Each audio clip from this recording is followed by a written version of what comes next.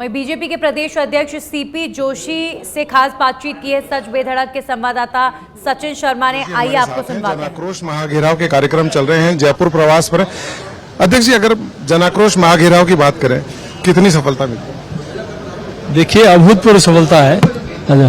जहां जनता के राजस्थान सरकार के 4.5 वर्षों में जिस प्रकार से अराजकता हुई, महंगाई हुई, बड़ा भ्रष्टाचार हुआ और वादा खिलाफी हुई, उसके खिलाफ जमकर लोगों में गुस्सा है और उसी का परिणाम है कि आज जनता इस आक्रोश सभा में बढ़ चढ़कर भाग ले रही है।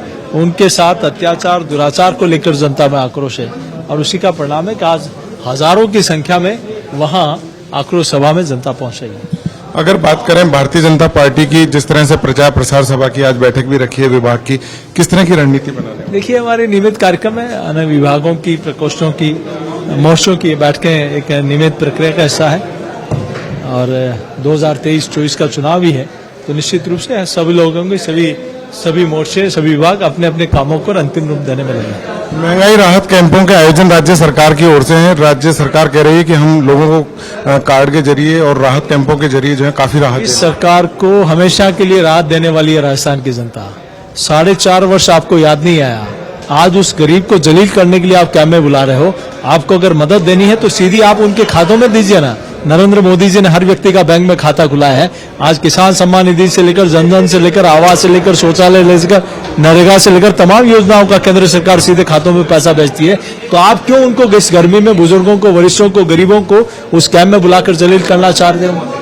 भैरव सिंह जन्मशती समारोह मनाने वाली हैं, किस तरह के आयोजन? देखिए, एक ऐसे व्यक्तित्व और कृतित्व जिन्होंने जनसंघ से लेकर अनेक पदों तक का दायित्व का निर्वहन किया, अजात शत्रु के नाम से जिनको जाता था राजस्थान की राजनीति में, जिन्होंने मुख्यमंत्री रहते हुए, उपराष्ट्रपति रहते हुए, नेता प्रतिपक्ष रहते हुए कई आयाम स्थापित किए और अपनी कार्यशील क्षमता और कार्यकुशलता के दम पर, व्यवहार के दम पर एक अमिट छाप छोड़ी है।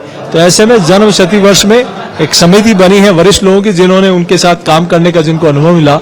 प्रदेश में और जिलों में प्रदर्शनी लगेगी, उनके अनेक नए पुराने कार्यकर्ताओं का सम्मेलन होंगे और उनके द्वारा दी गई अनेक योजना जो आज भी जनमानस के पटल पर, आज मन मस्तिष्क पर है, चाहे अंत्योदय की योजना हो, काम के बदले अनाज योजना हो, चाहे 10,000 का कर्जा माफ हो, चाहे 12 जमीन का लगान माफ हो, चाहे गांव में स्कूल खोलना हो, सड़क पहुंचानी हो, चिकित्सालय पहुंचाना हो, ऐसे अनेक काम उन्होंने किए जो आज भी लोगों के मन मस्तिष्क में है।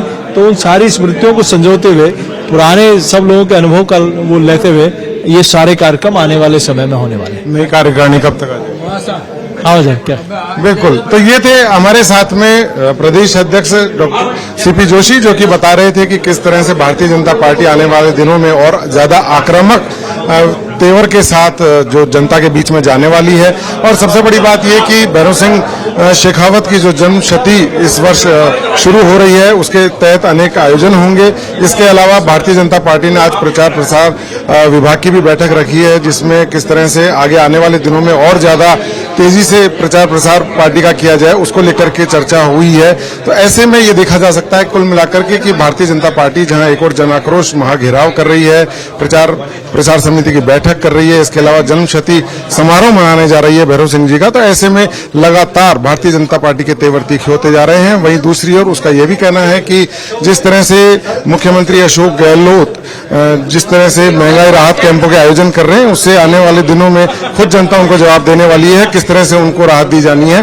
तो ऐसे में आने वाले दिनों में यह भी देखने को मिलने वाला है कि कांग्रेस को आखिर किस तरह से भारतीय जनता पार्टी की इस रणनीति का जवाब और तेजी से देना होगा, ताकि भारतीय जनता पार्टी को जो है कांग्रेस जो हर मोर्चे पर इस समय शिकस्त देने का काम कर रही है और तेजी से इस चीज को प्रभावित तरीके से कर सके। कैमरा पर्सन हेमंत के साथ सचिन शर्मा, सच बेधड़क, जयपुर।